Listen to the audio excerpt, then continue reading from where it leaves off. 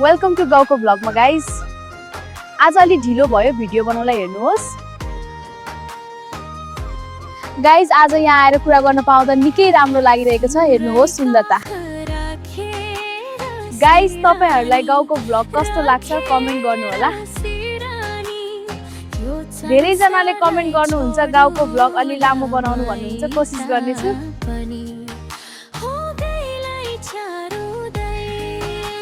शहरमा यस्तो खोला कहाँ देख्न पाइन्छ र? यो खोला देख्दा त मन नै छोइदिन्छ।